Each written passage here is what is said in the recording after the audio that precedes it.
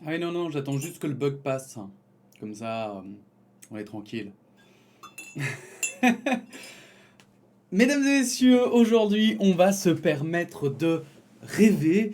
Dernièrement, le G7 s'est rassemblé. Donc le G7, c'est plusieurs pays, des grandes puissances du monde qui se rassemblent pour prendre des décisions tous ensemble et pour montrer aux autres pays que ce sont bien eux les boss hein, du game.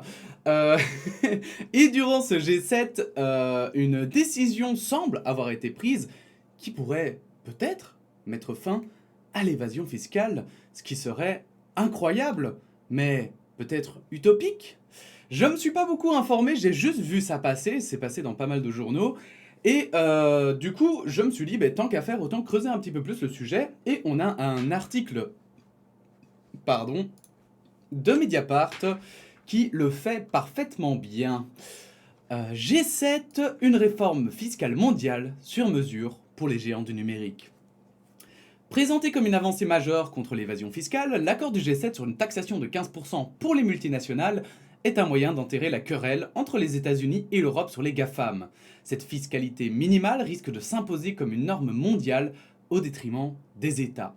Et c'est ça qui m'a un petit peu turlupiné parce que voilà, tous les articles le présentent comme quelque chose de positif et je sais que Mediapart auront plus tendance à être critiques déjà par leurs idées, hein, leurs idéaux, et puis ensuite, parce que, comme je le dis toujours, ils sourcent, ils donnent des arguments, et on peut toujours en discuter, et c'est ça que je trouve intéressant.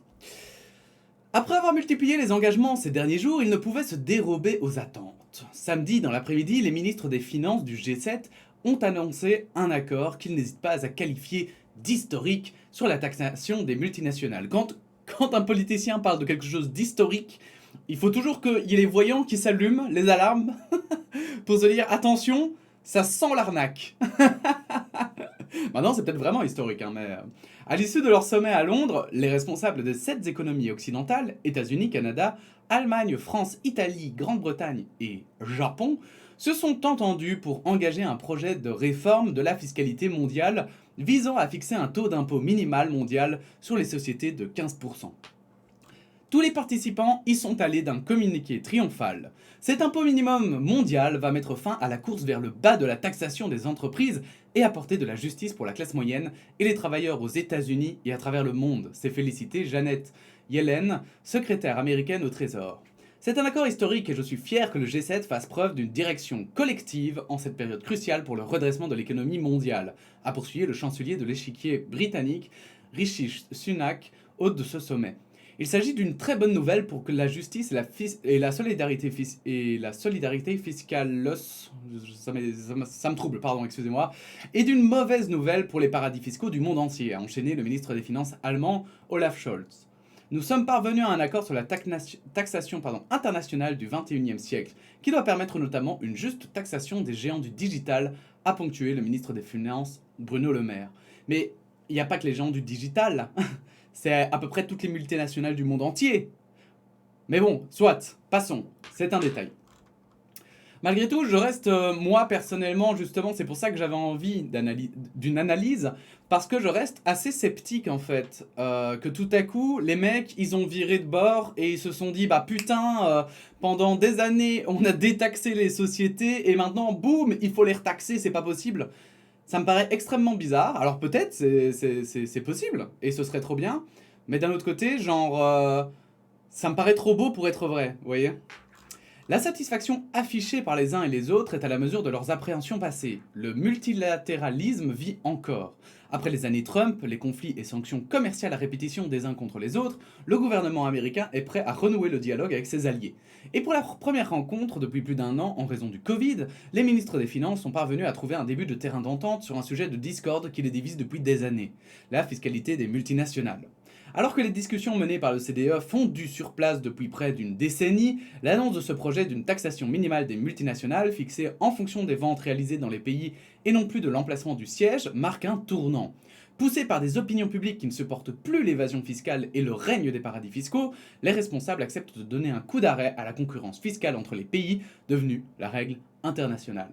Puis il faut aussi dire, moi, je vois aussi l'évasion fiscale comme quelque chose même de négatif, j'ai envie de dire, pour les personnes qui veulent s'enrichir, parce que à force d'avoir de l'évasion fiscale, ça empêche une partie de la population de jouir en fait d'un certain revenu, et ce certain revenu dont ils ne peuvent plus jouir, et ça veut dire qu'ils ne peuvent plus dépenser, et là la boucle est bouclée quoi. Si vous êtes seul au monde à avoir de l'argent, votre argent n'a plus de valeur quoi, c'est un peu l'idée quoi. Même pour se protéger eux-mêmes, en fait, je pense que les personnes qui ont beaucoup d'argent vont devoir un jour faire le deuil de leur argent et se dire qu'il est temps de dépenser. Et moi, je pense que d'ailleurs, en fait, on devrait revenir à une pensée que la richesse, ce n'est pas celui qui possède un maximum d'argent, donc que ce soit un chiffre qui compte, mais bien celui finalement qui donne le plus. Mais quand je dis qu'il donne, c'est que soit il achète partout, soit il dépense tout le temps en fait. Et donc par exemple, quelqu'un qui gagnerait 12 milliards d'euros par an, j'invente, eh bien il en dépenserait 11 milliards 500 millions, j'invente. Hein. Et les 500 derniers millions, c'est pour vivre comme un super riche. Ça déjà, je trouverais ça plus logique. Alors qu'aujourd'hui, on est face à des gens qui, j'ai l'impression, alors c'est peut-être qu'une impression, mais on a cette impression qu'ils ont en banque 46 milliards de dollars, et tu te dis, mais mec, ça te sert à quoi? C'est quoi? C'est pour tes arrière petits-enfants, c'est ça? Je comprends pas. Le projet est porteur de lourdes menaces pour les paradis fiscaux. Ils risquent d'être asphyxiés car ils perdent tout intérêt puisque le lieu d'imposition n'est plus le siège, souvent factice, des grands groupes, mais le lieu où ces derniers réalisent leurs ventes. Ce qui devrait susciter nombre d'oppositions, notamment en Europe, l'Irlande, le Luxembourg et les Pays-Bas, qui ont bâti une partie de leur prospérité en attirant les grands groupes grâce à une fiscalité très compréhensive, ne sont pas prêts à renoncer facilement à un tel avantage. Et il se dit justement aussi, j'ai vu ça dans l'article en Belgique, ils disent que ça va aussi porter préjudice à la Belgique, euh, parce que nous sommes un paradis fiscal. On l'a été pendant très longtemps, on était sur la liste noire de l'Union Européenne, et pour s'en sortir, on a un peu durci les règles, mais pas beaucoup, quoi. On est vraiment à la limite du paradis fiscal, donc c'est pas plus mal, c'est vraiment pas plus mal. Et en fait, pourquoi la Belgique, si vous vous posez la question, pourquoi la Belgique est un paradis fiscal? Parce que justement, on est entre les Pays-Bas, l'Allemagne, la France et le Luxembourg, et donc on a tout intérêt à prendre les sociétés qui sont basées aux Pays-Bas, en France et en Allemagne notamment, comme le fait le Luxembourg, pour essayer de gagner un maximum de tunas sur le dos des autres. Hein. Euh, donc c'est parti de là, et puis maintenant eh bien, on va plus avoir le choix, et c'est vraiment bien, je trouve. Bien que réelle, cette avancée cependant est à nuancer. À l'origine, le président américain avait évoqué un taux minimal de 21% pour la taxation des bénéfices des grands groupes avant de faire marche arrière sous la poussée du Congrès et des lobbies. L'administration américaine s'est finalement arrêtée sur le chiffre de 15%, un seuil qui n'a pas été choisi au hasard. Il correspond à la fiscalité moyenne payée par les géants américains du numérique qui ont tant pesé dans ce dossier. D'une certaine façon, on peut même dire que cet accord est fait pour eux. Tout au long des discussions, Janet Yellen a bataillé pour obtenir que la France, la Grande-Bretagne et l'Italie, qui ont adopté des mesures de taxation contre les GAFAM, Google devenu Alphabet, Apple, Facebook, Amazon, Microsoft, et d'ailleurs, pour la parenthèse, je trouve que la marque Alphabet, c'est super cool, je trouve. Je sais pas ce que vous en pensez, mais je trouve que le nom Alphabet, moi j'aime bien. Les abandonnent sur le champ en réponse à l'accord obtenu. Les Européens ont refusé, indiquant qu'ils ne renonceraient à ces dispositifs qu'une fois l'accord sur une taxation minimale scellé et ratifié. Pour le gouvernement américain, il importe de régler au plus vite ce différend sur les GAFAM qui l'opposent à l'Europe. La bataille contre l'évasion fiscale des géants du numérique ne cesse de prospérer. Après la France qui a instauré une taxation minimum, d'autres pays sont en train de suivre le même chemin. La semaine dernière encore, le gouvernement américain a menacé d'imposer des sanctions douanières évaluées à 2 milliards de dollars contre la Grande-Bretagne, l'Espagne, l'Italie, l'Autriche, la Turquie et l'Inde, accusées d'adopter des mesures discriminatoires contre Amazon ou Google. Mais ça, j'ai envie de dire, quand on fait des mesures de schlagos, parce qu'en vrai, ok, c'est parce qu'ils sont pas dupes, les Américains, ils savent très bien que ces sociétés gagnent beaucoup d'argent dans ces pays-là, et que, en fait, c'est logique qu'ils devraient payer une taxe dans ces pays-là. Mais ça leur rapporte tellement d'argent, parce que plus ces sociétés gagnent d'argent, plus le trésor américain reçoit d'argent. Parce que plus ils vont devoir payer des taxes dans d'autres pays, et moins ils vont avoir de retour sur investissement, de retour sur ces sociétés, les Américains.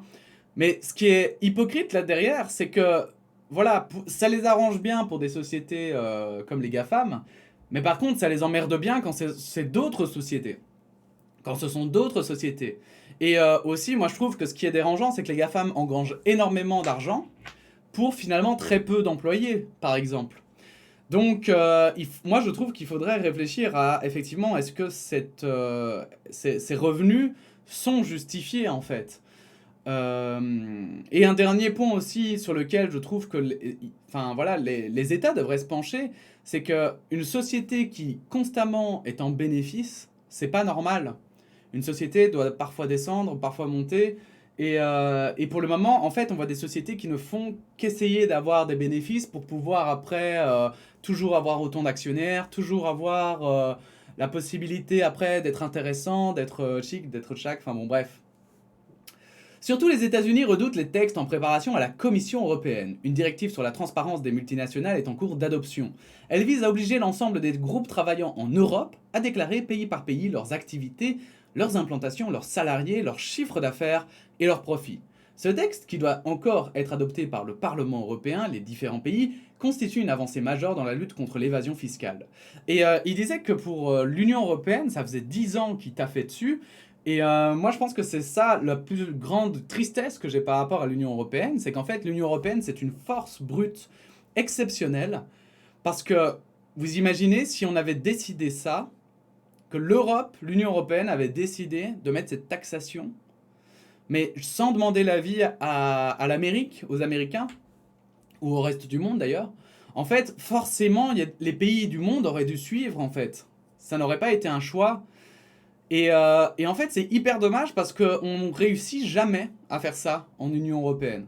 Nos représentants, voilà, l'Union Européenne c'est plus complexe, je vous invite à aller voir la vidéo d'Effecator sur le sujet, mais c'est vrai que l'Union Européenne, finalement, ils ratent à chaque fois le coche, quoi. Et c'est tellement triste, c'est hyper triste parce que, voilà, nous on aurait voulu mettre les 21%, mais qu'auraient pu dire les Américains? Ils vont pas se passer du marché européen, en fait, ils peuvent pas. Et en fait, je trouve qu'on devrait reprendre, j'ai envie de dire, cet élan de progressisme qu'était l'Europe auparavant. Alors je dis pas que c'était mieux avant, hein. C'est pas du tout ça que je veux sous-entendre. Ce que je veux sous-entendre, c'est qu'on se rend pas compte, je pense, hein, au sein de l'Union Européenne, de la chance qu'on a d'avoir eu tant de pays qui se mettent d'accord. Pour moi, c'est une des grandes avancées du 21e siècle, on va dire, fin 20e, début 21e siècle. La chance qu'on a, nous, les jeunes, de vivre dans l'Union Européenne. Et je trouve que par contre, on n'utilise pas cet outil à la hauteur de ce qu'il vaut, quoi. C'est comme si on utilisait une chaussure pour planter un clou, alors qu'à côté on a un marteau, et qu'on fait mais non, parce que y en a qui sont pas d'accord d'utiliser le marteau, quoi. Et c'est dommage, c'est vraiment dommage. Ok. De son côté, la direction européenne de la concurrence n'a pas caché ses intentions d'adopter des règles draconiennes contre les GAFAM, pouvant aller jusqu'à pousser au démantèlement de ces géants. Ah oui, carrément. Une perspective inadmissible pour le gouvernement américain. Même si de nombreux responsables outre-Atlantique commencent à s'inquiéter de la puissance acquise par ces empires du digital et demandent une révision des lois antitrust pour mieux encadrer leur pouvoir, l'administration américaine n'est pas prête à laisser à d'autres le soin de lui dicter ses règles. Mais face aux tensions grandissantes avec la Chine, le gouvernement américain a besoin aussi de resserrer les liens avec ses alliés et ne peut rester sourd à leurs récriminations et leurs accusations de pillage fiscal. D'où la proposition de taxer désormais les bénéfices des multinationales en fonction des pays de vente. Il faut dire que, selon moi, de ce que j'ai pu lire sous le mandat de Trump, je crois que Trump a fait énormément de dégâts vis-à-vis des liens des États-Unis et des autres pays. Alors bon, les pays que les Américains détestaient, bah, ils détestent juste encore plus, mais c'est pas bien grave. Pour ce qui est par contre de ses alliés, je trouve que Trump a fait des dégâts énormissimes, quoi. Enfin, en même temps, il l'avait dit, America First, hein, c'était dans son programme, et c'est pas étonnant. Mais en fait, le vrai souci, moi je pense, hein, c'est que là, pour le moment, les Américains ne sont plus les Américains ne sont plus le centre du monde, en fait. Alors qu'avant Trump, les Américains étaient toujours dans l'initiative. La guerre en Irak, etc. Enfin, quand il fallait agir, on écoutait d'abord l'Amérique et puis nous on réfléchissait, quoi. Je grossis le trait, c'est pas totalement comme ça, mais dans l'idée c'était un peu ça. Et depuis que Trump est arrivé, en fait, Trump il a fait allez tous vous faire foutre. Moi je fais ce que je veux. Et du coup les gars ils ont fait bah en fait on peut plus se fier aux Américains. Et les Américains ont vraiment perdu de la puissance, de l'influence en fait mondiale. Au profit finalement en plus de la Chine notamment.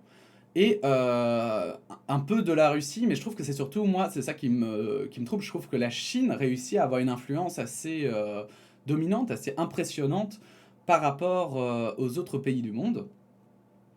Et donc là, Trump, il a fait des gros dégâts, je pense, hein, en tout cas, vis-à-vis de son pays et des rapports qu'il a au reste des pays du monde. Les règles sont encore très floues. Selon les premières indications, les plus grands groupes qui affichent au moins des marges bénéficiaires de 10% devraient à l'avenir allouer 20% de leurs profits totaux dans les pays où ils réalisent leurs ventes. Ce qui laisse une marge d'interprétation assez large pour le plus grand bonheur des conseillers fiscaux, avocats et autres auditeurs qui ont fait de l'optimisation fiscale leur fonds de commerce. Les groupes du numérique ne s'y sont pas trompés. Tous ont accueilli avec satisfaction les annonces du G7. Nous voulons que la réforme fiscale internationale réussisse, même si nous reconnaissons que cela signifie que Facebook va payer plus d'impôts et dans différents endroits, a déclaré Nick Clegg, vice-président des affaires publiques du groupe. Leur victoire semble en effet à portée de main. Ils ont réussi à imposer leur vue, conduisant à modeler un monde où l'impôt sur les sociétés tend vers le minimum.